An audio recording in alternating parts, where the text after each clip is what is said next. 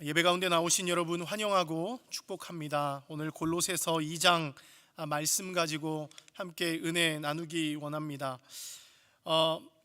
저에게는 자녀가 3명이 있습니다. 특별히 오늘 그 3명 중에 저의 막내 아들 이루미의 생일, 6번째 생일인데요. 엊그저께가 태어난 것 같은데 벌써 6살이라는 사실이 제 개인적으로 잘 믿겨지지 않습니다.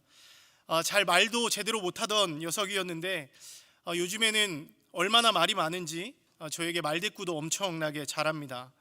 좀 있으면 저랑 맘먹으려고 할 것 같은 기분도 요즘에 많이 듭니다. 그래도 이것은 점점 우리 아들이 인간이 되어 가고 있다라는 증거라고 생각하니까 또 마음이 좋아지는 것 같습니다. 어쨌건 이 사랑하는 아들이 더 크기 전에 많이 사랑해주고 많이 시간을 보내야겠다라는 그런 생각을 하게 된 하루였습니다. 사실 이 막내 아들 이루미를 생각하면 마음에 좀 짠한 마음이 있습니다. 뭐가 그리 급했는지 몰라도 출산 예정일보다 한 달 반이나 세상에 빠르게 나왔습니다. 그러다 보니까 태어날 때부터 조금의 문제가 있었는데요. 아이가 태어나자마자 숨을 잘 못 쉬는 겁니다. 그러더니 온몸에 핏기가 없이 죽은 사람처럼 새파랗게 변하더라고요. 저는 아이가 죽는 게 아닌가 싶어서 급히 의사 선생님을 불렀습니다. 아이가 뭐 좀 이상한 것 같다고 빨리 조치를 취해달라고 말씀드렸습니다. 선생님도 많이 놀라시고는 입에 호스 같은 것을 집어넣고 긴급하게 조치를 취해 주시더라고요. 다행히도 금방 괜찮아지긴 했지만 부모인 저의 입장에서는 가슴을 쓸어내릴 만한 놀라운 일이었습니다. 뭐 이런 일 때문인지는 잘 모르겠지만 우리 막내 이루미의 몸에는 혈관종이라고 하는 붉은 점들이 하나둘씩 생겨나기 시작했습니다. 너무 예쁜 아기의 몸에 작은 동전만한 크기의 점들이 여기저기 생겨나기 시작하니까 제 마음이 정말 좋지 않더라고요. 근데 그것뿐만이 아니라 이루미의 눈도 약간 이상이 생기기 시작했습니다. 아이를 위해서 뭐 정확하게 말씀드리진 않겠지만 이루미는 4살의 나이에 눈 수술을 2번이나 했습니다. 2번의 눈 수술을 받으면서 이루미가 얼마나 많이 울었는지 모릅니다. 아마도 엄마 없이 수술실에 들어간다는 것이 너무나 두렵고 무서웠던 것 같습니다. 하지만 그 아들을 홀로 보내야 하는 부모의 입장도 상당히 힘들고 어려웠던 시간으로 기억이 납니다. 감사하게도 우리 이루미가 그 어려운 시간들을 다 잘 견뎌내고 너무 건강하게 잘 자라 주었습니다. 이제는 혈관종도 많이 사라지고 눈도 많이 좋아졌습니다.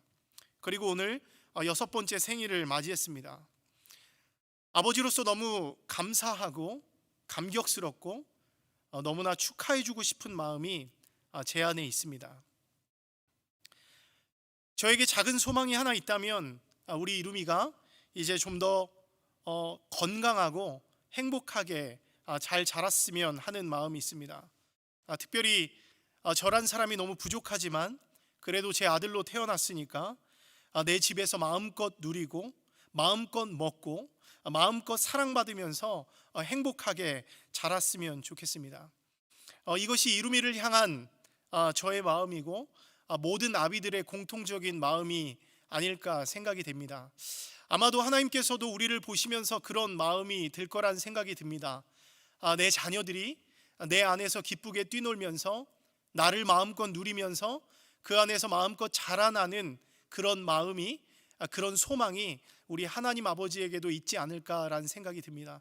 여러분들도 하나님의 은혜 아래서 마음껏 누리고 자라고 그 안에서 기쁘게 성장해 나가시는 은혜가 여러분 가운데 있었으면 좋겠습니다. 그런데 오늘 이 본문을 보니까 바울 역시도 이런 아버지의 마음을 가지고 있는 것 같습니다. 바울에게 있어서 이 골로새 교회는 영적 아들과 같은 교회라고 할 수 있습니다. 자신이 직접 세운 교회는 아니지만 자신의 영적 아들인 에바브라가 담임 목사로 있는 교회입니다. 여러분, 에바브라가 누구입니까? 바울이 에베소에서 3년간 사역할 때 자신이 전한 복음을 듣고 회심한 사람이죠. 그리고는 고향으로 돌아가서 골로새 교회를 개척했습니다. 감사하게도 이 에바브라의 열정적이고 헌신적인 사역으로 말미암아서 골로새 교회는 믿음의 질서를 유지하고 복음의 열매를 맺으면서 잘 자라나고 있었던 것이죠. 때문에 바울은 영적인 아버지로서 이제 막 태어나서 무럭무럭 성장하고 있는 이 골로새 교회에 대한 애정이 많았고요, 관심도 아주 많았습니다. 영적 자녀들이 말씀 안에서 건강하게 자라나기를 소망하면서 지켜보고 있었던 것입니다. 하지만 이 아버지의 마음과는 다르게 한참 잘 자라고 있는 이 골로새 교회에 문제가 생기기 시작합니다. 영적 자녀들의 신앙을 위협하는 이단 사상이 교회에 침투하게 된 것이죠. 에바브라를 통해서 바울은 이 소식을 전해 듣습니다. 그리고 마음에 깊은 속상함을 느끼죠. 복음의 가치를 훼손하고 하나님의 교회를 뒤흔들면서 순진한 자녀들을 악한 길로 이끌어가는 이 이단들에 대한 분노가 있었던 것입니다. 여러분, 이 분노는요, 단순한 세력 싸움에서 오는 것이 아니었습니다. 만약에 그런 것이었다면 그것은 아주 유치한 것이겠죠. 지금 바울 안에서 일어나는 이 분노는 어떤 분노냐면 나의 사랑하는 이 자녀를 납치해 가려고 하는 자들에 대한 정당한 분노였다라고 하는 것이죠. 그래서 이 영적 자녀들을 지키기 위해서, 또 이 영적 자녀들로 하여금 그 거짓 교훈을 경계하고 그것들을 논박하기 위해서 이 골로새 편지를 썼던 것입니다. 여러분, 그러면 이 골로새 교회에 침투한 이 이단의 정체는 무엇일까요? 그들은 초기 기독교의 가장 큰 적대 세력이었던 이 영지주의적 색채가 강한 사람들이었던 것으로 추정됩니다. 이들의 특징은 종교 혼합주의적인 특성을 가지고 있었다는 것인데요, 즉 유대주의, 그리고 헬라 철학, 그리고 동방의 신비주의적이고 이교적인 요소들을 교묘하게 결합해서 고도로 정교하고 심오한 사상 체계를 만들어냈습니다. 그리고는 그들이 가지고 있었던 수사학적인 언변, 그리고 그럴싸한 철학적 지식으로 무장해서 교회에 침투하기 시작했던 것이죠. 때문에 영지주의는 이 복음의 가르침을 능가하는 것처럼 보였고, 그 시대의 정신을 장악할 뿐만 아니라 많은 그리스도인들에게 영향을 미치면서 복음 전파에 가장 큰 방해가 됐던 초기 기독교 시대의 세력이었습니다. 여러분, 그러면 이들 주장의 특징이 무엇이었는가 우리가 좀 살펴보기 원하는데요, 간단하게 살펴보면 이들은 그리스도의 신성을 부인했습니다. 그러니까 예수님 안에 있는 신적인 속성들, 하나님의 아들 예수님으로 오신 그 하나님의 신적 성품을 부인하고, 그리고 예수님이 가지고 계셨던 그 지위, 그리고 그 신분을 어떻게 해서든지 격화시키려고 노력했습니다. 그리고 그들이 부인했던 게 또 무엇이냐면 예수님이 완전하게 이루어 놓으신 구원 사역의 완전성까지도 모두 다 부인해 버렸습니다. 이게 무슨 말이냐면 이 골로새 교인들이 이 바울로부터 받은 이 십자가와 예수 그리스도의 십자가와 부활의 복음을 완전히 부인했다라고 하는 것이죠. 그러면서 이들이 하는 말이 무엇이냐면 예수만으로는 부족하다, 이렇게 이야기하는 거예요. 예수만으로 부족하다. 참된 구원에 이르려면 예수 그리스도 외에도 무언가가 더 필요하다라고 이들이 주장하고 있는 것이죠. 여러분, 이것이 이 이단들의 아주 중요한 특징이었다라고 하는 것입니다. 오늘 8절에서 19절까지 굉장히 복잡하게 이 내용들이 연결되어지고 있지만 그것들을 요약하면 무엇이냐면 예수만으로는 부족하다, 그 무언가 더욱더 첨가되어야 한다라는 것을 계속 주장하고 있는 것입니다. 그러면서 그들이 첨가해야 된다라고 했던 것들이 무엇이냐면 철학과 같은 그런 지식을 숭배하게 합니다.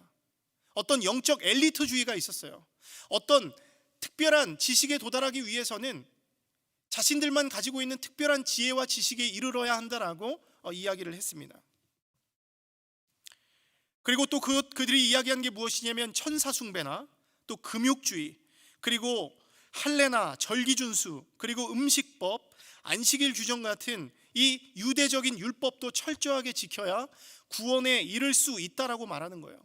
이런 것들이 추가되어져야, 예수 그리스도를 믿는 것뿐만 아니라 이런 것들도 추가되어져야 너희들이 구원에 이를 수 있다라고 그들을 미혹하고 있는 것이죠.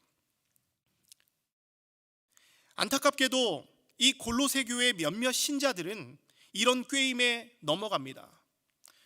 물론 이것이 골로새 교회의 초기였기 때문에 대부분의 신자들이 믿음을 지키고, 그래서 바울이 앞장에서도 이 골로새 교인들의 믿음, 그 신앙을 칭찬했죠. 대부분의 교인들이 잘 지키고 있었지만 그럼에도 불구하고 몇몇의 신자들은 이런 꾀임에 넘어가서 그들이 전하는 지식, 그들이 말하는 것들을 따르고 복음을 버리고 그들을 따르기 시작했다라고 하는 것입니다. 여러분, 그런데 오늘 바울의 생각은요 전혀 다릅니다.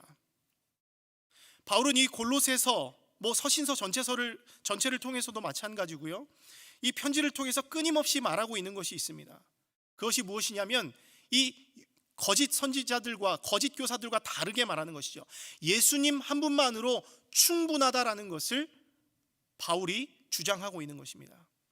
거짓 교사들은 예수님만으로는 부족해, 무언가를 채워야 돼, 다른 어떤 지식이 필요하고 어떤 중보자가 필요하고 어떤 유대주의적인 어떤 요소들, 그런 전통 형식들이 필요하다라고 이야기를 하는데, 바울은 예수님 한 분만으로 충분하다라고 이야기하고 있습니다.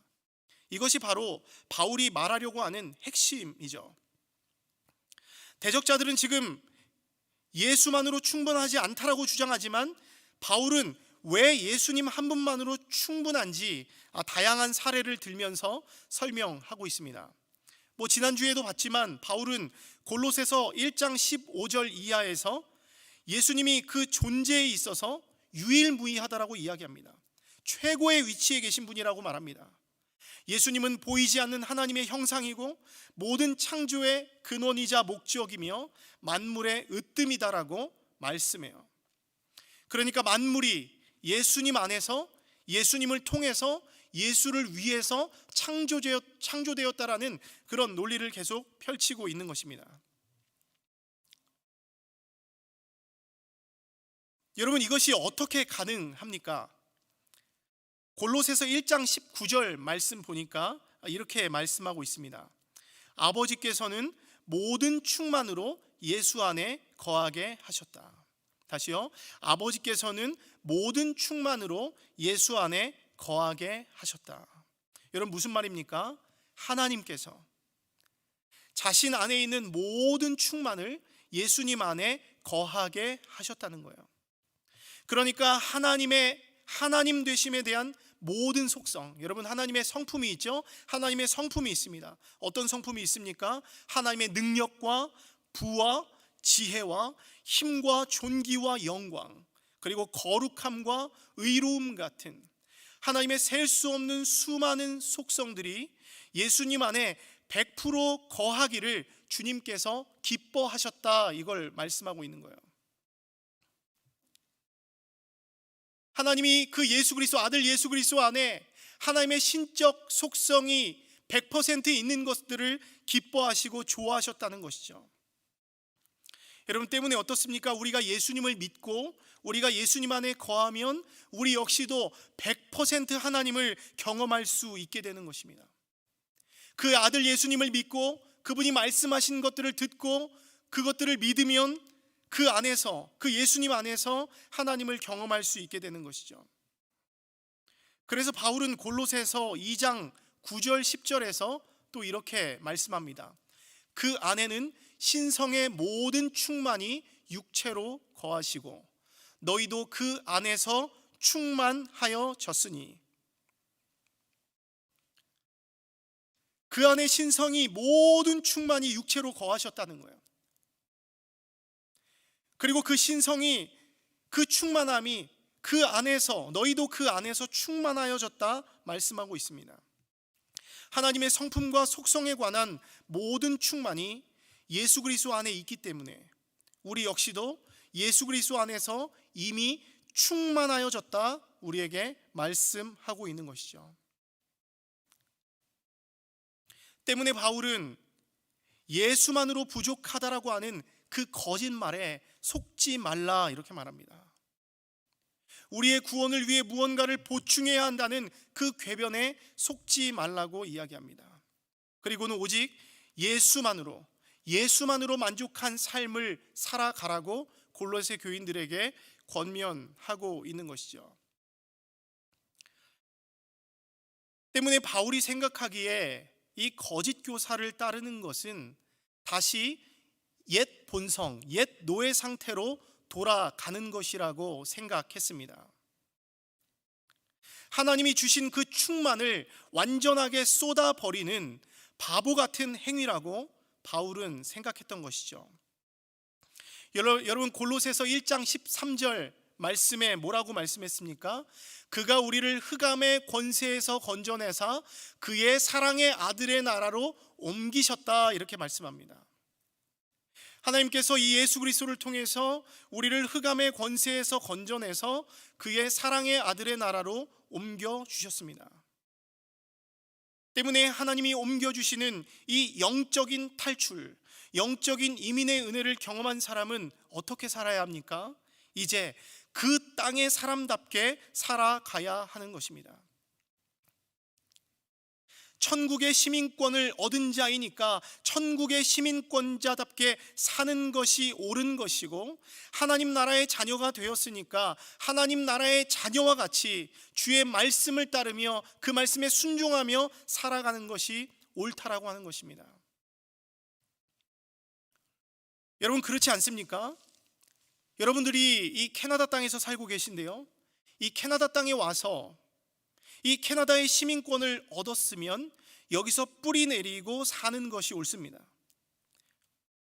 여기에 법을 지키고 이 땅에서 배우며 이 땅에서 공급해주는 충만한 복을 누리면서 살아야 하는 것이죠. 그런데 이 나라의 시민권을 획득한 사람이 아직까지도 방황하고 있는 거예요.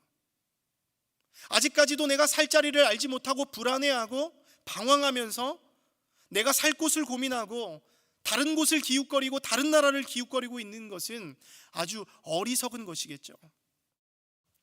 마찬가지로 우리가 하나님 나라의 백성이 되었다면, 흑암의 권세에서 건져내서 그의 사랑의 아들의 나라로 옮김을 받은 백성이라면 하나님이 주신 충만을 누리고 우리에게 이미 임한 이 충만을 누리고 주 안에서 기쁨으로 감사함으로 사는 것이 바로 우리의 올바른 삶의 자세라고 하는 것이죠. 여러분 그런데 어떻습니까? 거짓 교사들은요 자꾸 거짓말을 합니다. 우리는 이미 출애굽을 했죠. 이스라엘 백성들은 이미 출애굽을 했습니다. 근데 이 거짓 교사들은 뭐라고 말하냐면 자꾸 애굽으로 돌아가야 한다라고 이야기를 합니다. 예수 그리스도의 그 십자가의 공로로 말미암아 우리가 자유를 얻었고 우리가 영원한 생명을 얻었음에도 불구하고 그 은혜를 누리고 살아가고 있는 우리들에게 찾아와서 다시 애굽으로 돌아가야 한다라고 말하고 있는 것이죠. 거기가 더 좋았다, 거기에도 구원이 있다, 거기에도 더 큰 행복이 있다라고 말합니다. 여러분 오늘 골로새서 2장의 14절 말씀을 보면은 우리를 거스르고 불리하게 만드는 율법 조문을 십자가에 못 박으시고 자유를 주셨다라고 이야기를 해요. 우리를 불리하게 만드는 그 율법 조문은 우리를 죽이는 것이었습니다. 우리를 노예 삼는 것이었습니다. 우리를 피곤하게 하고 힘들게 하는 것이었습니다. 그런데 예수께서 그것을 십자가에 못 박으시고 자유를 주시고 십자가로 그것들을 다 이겨내셨다고요. 그런데 이 거짓 교사들이 찾아와서 다시금 이 율법을 들이대면서 이것까지도 지켜야 너희가 진짜 구원을 얻는 것이다. 예수만으로는 부족하고 너희가 날과 해와 절기를 지켜야 하고 음식법을 지켜야 하고 할례를 지켜야 한다라고 이야기를 하면서 다시금 그들을 옥죄려고 하는 것입니다. 하지만 여러분 이것은 무엇입니까? 구원을 주려는 것이 아니라 이미 얻은 자유를 빼앗고 다시금 노예로 만들려고 하는 속셈이라고 하는 것입니다. 여러분 이것이 마귀의 목적이죠. 여러분 저는 최근에 청년들과 함께 거짓의 아비 마귀에 대해서 자주 나누었습니다. 이런 마귀는 하나님의 백성의 번성함을 두려워하고 싫어해요. 하나님의 백성의 잘됨을 너무너무 싫어합니다. 두려워합니다. 그래서 어떻게 해서든지 그것을 방해하려고 하는 습성이 그들에게 있는 것이죠. 하나님의 공동체를 제거할 수만 있다면 그들이 할 수 있는 모든 일을 다 행하고 맙니다. 어떻게든 방해해요. 여러분, 그것은 지금도 마찬가지입니다. 마귀는 하나님의 백성들과 하나님의 공동체인 교회를 무너뜨리기 위해서 수단과 방법을 가리지 않아요. 이 교회를 뒤흔들기 위해서 온갖 노력을 다 기울입니다. 근데 그 중에 하나가 뭐냐면 거짓말이에요. 요한복음 8장 44절을 보면 이렇게 말씀합니다. 그는 처음부터 살인한 자요, 진리가 그 속에 없으므로 진리에 서지 못하고 거짓을 말할 때마다 제 것으로 말하나니 이는 그가 거짓말쟁이요 거짓의 아비가 되었습니다. 이런 마귀는 어떤 존재라고요? 거짓말쟁이고 거짓의 아비가 되었다는 거예요. 어떻게든지 거짓말을 만들어내고 속여서 하나님의 백성들을 넘어뜨리고 교회를 무너뜨리려고 하는 것들이 이들의 목적이라고 하는 것이죠. 얼마나 거짓말을 잘하는지 모릅니다. 입만 열었다 하면 거짓말이에요. 우리에게 찾아와서 우리 안에 속삭이며 하는 그 모든 것들이 다 거짓말입니다. 하나님으로부터 멀리 떠나게 하는 것들입니다. 이런 마귀는 이 첫사람 아담과 하와를 그렇게 속였고 많은 사람들을 진리에서 멀어지게 했습니다. 오늘 본문에 나타나는 이 거짓 교사들도 마찬가지입니다. 골로새 교회에 침투했던 이 이단들도 그들 안에 역사하는 이 마귀가 하나님의 백성들을 다시금 노예 삼으려고 하는 거예요. 그래서 자꾸 교묘한 말을 하고 무언가를 추가하면서 예수만으로는 부족해, 다른 것이 필요해, 너희가 구원을 얻기 위해선 더 노력해야 돼, 다른 것을 한번 찾아봐, 더 심오한 진리가 있어, 더 다른 대단한 중보자가 있어 라고 이야기를 하는 것이죠. 때문에 바울은 오늘 2장 8절에서 이렇게 이야기합니다. 헛된 속임수로 너희를 사로잡을까 주의하라. 헛된 철학, 거짓 속임수를 가지고 너희에게 찾아와서 너희를 사로잡으려고 하는 그 거짓 선지자들을 주의하라 이야기하는 것입니다. 거의 납치범 수준입니다.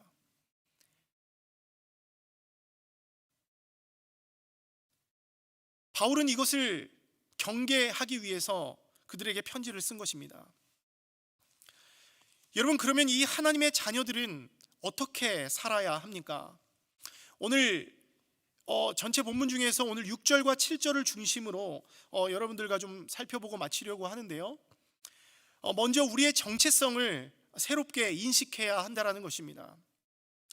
바울은 골로새의 영적 자녀들에게 너희는 그리스도를 주로 받은 사람들이라고 이야기합니다. 오늘 6절 말씀 보겠습니다. 그러므로 너희가 그리스도 예수를 주로 받았으니, 이렇게 말씀합니다. 너희가 그리스도를 주로 받은 사람이라고 이야기합니다. 여러분, 이것은 무슨 말입니까? 골로새 교인들이 예수 그리스도의 복음을 듣고 예수님을 진정한 왕으로 인정하고 받아들인 사람들이라는 거예요. 여러분, 여기서 주라고 하는 말은 헬라어로 퀴리오스라고 합니다. 이 말은 당시 로마 황제에게만 붙여졌던 고유한 호칭이죠. 때문에 아무에게나 퀴리오스라고 부를 수가 없었습니다. 근데 만일 누군가를 그렇게 부른다라고 한다면 그것은 로마 황제에 대한 심각한 도전으로 여겨질 수 있었습니다. 그런데 골로새 교인들이 예수님을 뭐라고 불렀어요? 퀴리오스로 받았습니다. 이것은 그들이 예수님을 로마 황제보다도 더 높은 진정한 왕이고 하나님의 보좌 우편에서 우리를 통치하고 계시는 하나님의 아들로 받았다라는 것을 의미합니다. 또한 예수님을 통해서 충만하게 임한, 예수 안에 충만하게 임한 그 복음의 가치를 인정하고 그것을 믿겠다라고 하는 신앙 고백이라고 하는 것이죠. 때문에 골로새 교인들이 그리스도를 받았다라고 하는 것은 무엇이냐면 그들의 목숨을 건 대단한 믿음이라고 할 수 있습니다. 그들의 목숨을 걸고 로마 황제에게만 부를 수 있었던 퀴리오스라고 하는 그 칭호를 예수께 붙이면서 주님이 나의 주님이십니다라는 고백을 하고 있었던 것이죠. 때문에 바울은 지금 이것을 상기시키고 있는 거예요. 골로새 교인들아, 너희가 본래 이런 믿음을 가진 사람이다. 이 로마의 핍박 속에서도 예수를 주라 부르면서, 퀴리오스라고 부르면서 주님을 믿었던 자들이 아니더냐라고 이야기를 하면서 너희가 어떤 마음을 가지고 그 믿음을 출발했는지 기억하라라는 것이죠. 교회의 정체성을 새롭게 합니다. 너희가 예수님을 주로 받았으니. 그런 다음 바울은 골로새 교인들에게 뭐라고 이야기하냐면 주로 받았으니 그 안에서 행하되, 이렇게 말합니다. 그 안에서 행하되. 여기서 행하다라고 하는 동사는 명령법 현재 시제로 쓰였습니다. 이것은 뭘 의미하냐면 반복과 계속과 진행을 의미합니다. 그러니까 예수 안에서 계속 너희의 믿음을 가지고, 너희들이 받은 믿음을 가지고 걸어가라, 나아가라, 살아가라 라는 의미를 담고 있는 것이죠. 그러니까 예수님 안에서 행하는 삶이 무엇이냐? 예수 그리스도 안에서 날마다 걸어가면서, 나아가면서, 살아가면서 신앙의 성장을 이루는 삶이다라는 것을 그들에게 가르쳐 주고 있는 것입니다. 성도는 이 신앙이 일정한 수준에 머물러서 정체되는 사람이 아니라 예수 안에서 점진적으로 발전을 이루는 사람이라고 하는 것입니다.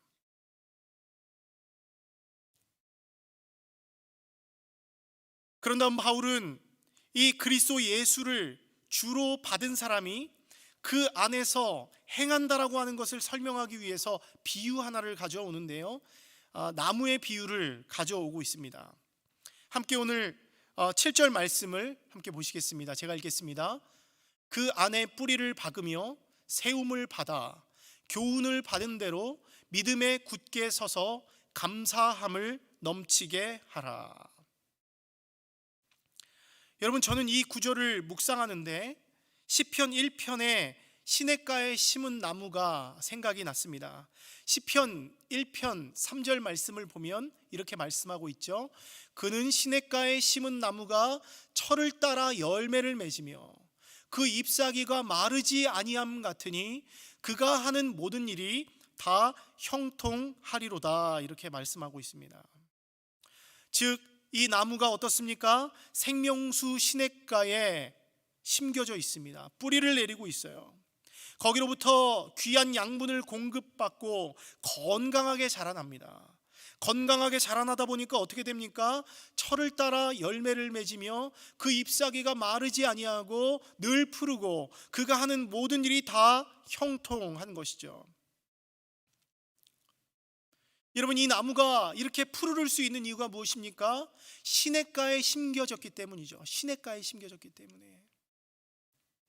여러분, 이것은 당연한 자연의 이치입니다. 마찬가지로 오늘 본문을 보면 바울은 예수 안에 뿌리를 박으며 세움을 받아 교훈을 받은 대로 굳게 서서 감사함을 넘치게 하라, 이렇게 권면하고 있습니다. 이것은 어린 묘목이 심겨진 이후에 뿌리를 내리고 양분을 얻고 자라나서 풍성한 열매를 맺는 모습을 연상하게 합니다. 즉 바울은 이 어린 묘목 같은 이 골로새 교회가 시냇가에 심은 나무와 같이 예수 그리스도 안에, 그 예수님이 주시는 그 풍성함, 그 예수 안에 있는 신적 충만함 가운데서 뿌리를 내리고 날마다 자라가기를 원하는 마음으로 이런 명령, 이런 권면을 그들에게 하고 있는 거예요.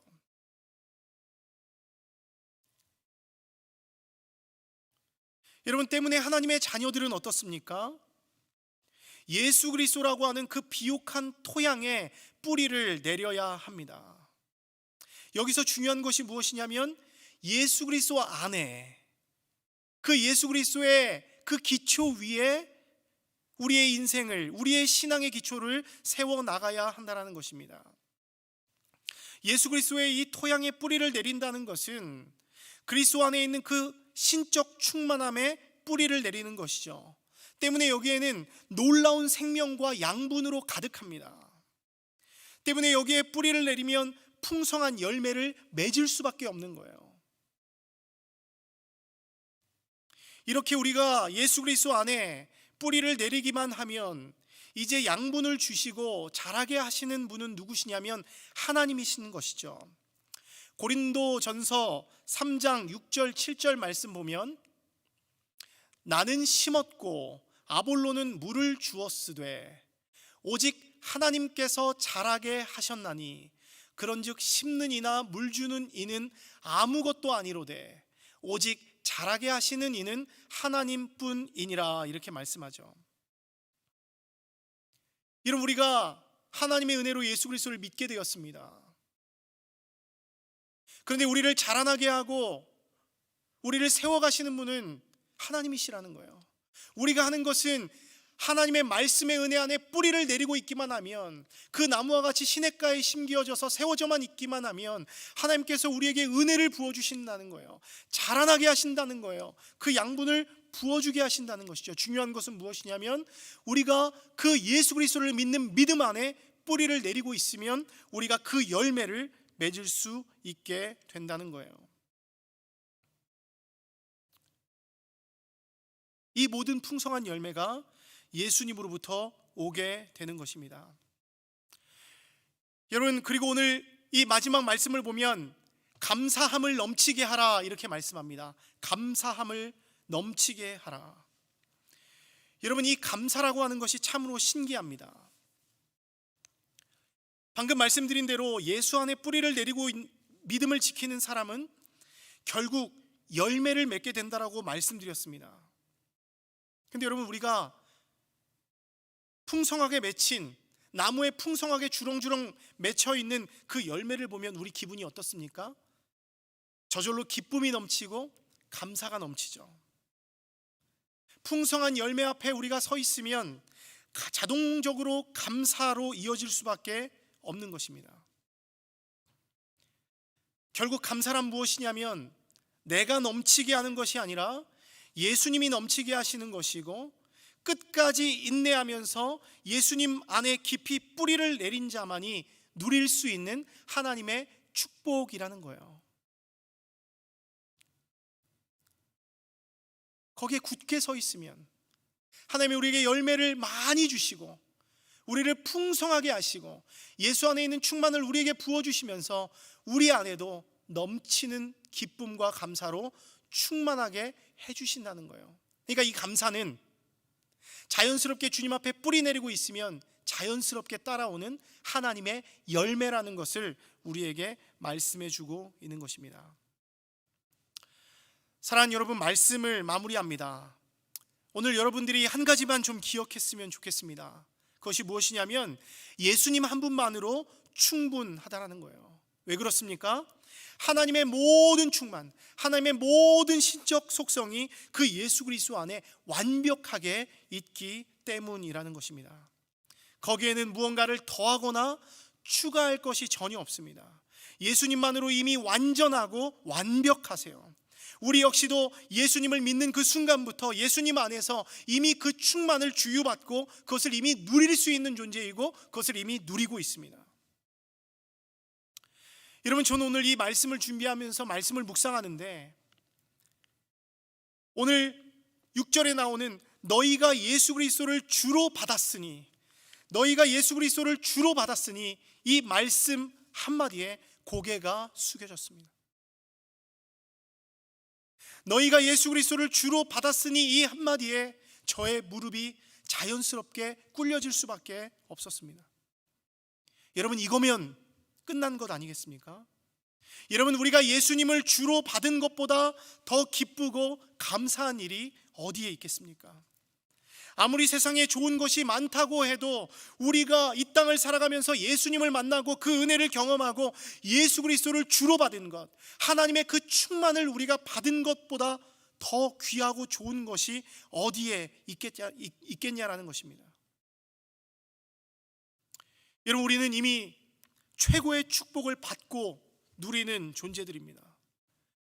우리의 삶이 아무리 절망일지라도 우리 가운데 여전히 소망이 있는 이유는 우리가 하나님의 충만을 가지신 예수님을 주로 받았기 때문인 것이죠. 때문에 우리는 살아가면서 우리는 예수님만으로 부족하다라고 말하면 안 됩니다. 다른 무언가를 채우기 위해 방황하지 말아야 됩니다. 많은 사람들은 이 풍요로움 가운데서도 계속 빈곤을 느낍니다. 그래서 자꾸 무언가를 찾아다녀요. 돈이 좀 많으면 행복해질까? 명예를 얻으면 좀 행복해질까? 내가 좀 건강해지면 행복해질까? 무언가 지식을 쌓으면 행복해질까? 자꾸 예수를 믿으면서도 자꾸 다른 것을 찾아 나서는 것이죠. 실제로 우리가 예수를 믿으면서도 마찬가지입니다. 무언가 하나님 앞에 뭔가 잘 보이려고 하고 다른 사람보다 뭔가 좀 더 대단해 보이고 싶은 열망함이 있습니다. 이미 예수로부터 충만함을 입은 우리들임에도 불구하고, 하나님의 말씀을 이미 받은 우리들임에도 불구하고 자꾸 무언가를 찾아요. 뭔가 신비한 것을 찾고 뭔가 용하다고 하는 어떤 예언자들을 찾아가서 자꾸 다른 하나님의 음성을 들으려고 하고, 자꾸 뭔가 특별해 보이고 뭔가 있어 보이는 어떤 이단적인 교리, 세상적인 어떤 철학에 빠져서 그 안에 무언가 구원이 있을 것 같다라는 그런 마음을 가지고 그것들을 찾아 나선다라고 하는 것이죠. 물론 그런 것 안에도 우리에게 어떤 도움이 되는 요소가 있을 수 있습니다. 하지만 오늘 바울이 이야기하는 것은 예수 안에 있는 그 신적인 충만함이 그것만으로 이미 충분하다라고 우리에게 말해주고 있습니다. 더 이상 방황하지 말고 거기에 뿌리를 내리고 성장하며 자라나서 열매 맺고 주님이 주시는 감사를 누리는 삶을 너희가 살아야 한다는 것을 우리에게 권면하고 있는 것입니다. 사랑하는 여러분, 말씀의 교훈을 받은 대로 믿음에 굳게 서서 감사함이 넘치는 여러분들 되었으면 좋겠습니다. 그리고 그 주님 안에서 그 주님을 누리는 여러분들 되었으면 좋겠습니다. 여러분, 제가 서두에서 아들의 생일을 이야기했습니다. 여러분, 이 땅을 살아가는 아이들이 받고 싶은 최고의 선물은 무엇일까요? 물론 장난감이나 놀이동산을 가는 것이나 좋은 음식을 먹는 것도 그들이 받을 수 있는 최고의 선물이 될 수 있습니다. 그러나 아이들에게 가장 행복한 선물은 무엇이냐면 바로 부모님의 품 안에 있는 것이죠. 부모의 보호 가운데서 공급해주는 은혜를 누리게 하는 것입니다. 물론 이것은 당장 생일을 맞은 이 아이에게는 도움이 되지 않는 말이라는 것을 저도 잘 알고 있습니다. 하지만 세상 사람들은 다 알고 있습니다. 아이에게 있어서 최고의 선물은 장난감도 아니고 놀이동산도 아니고 맛있는 음식도 아니고 부모 안에 있는 것이고 부모 안에 거하면서 안전을 누리는 것임을 모두가 다 알고 있는 것이죠. 여러분, 마찬가지입니다. 예수님 한 분만으로 만족하라는 이 권면은 그냥 하는 이야기가 아니라 가장 진실되고 행복한 권면입니다. 자녀된 우리가 아버지의 은혜를 마음껏 누리며 그 은혜 가운데 살아가는 것, 그것이 우리가 누릴 수 있는 가장 큰 행복인 것입니다.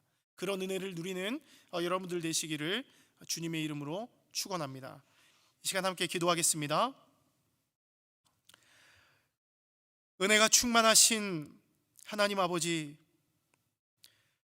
죽을 수밖에 없는 저희들을 흑암의 권세에서 건져내어 주시고 십자가의 은혜로 자녀됨의 축복을 누리게 해주셔서 감사를 드립니다. 예수 그리스도를 주로 받은 자로서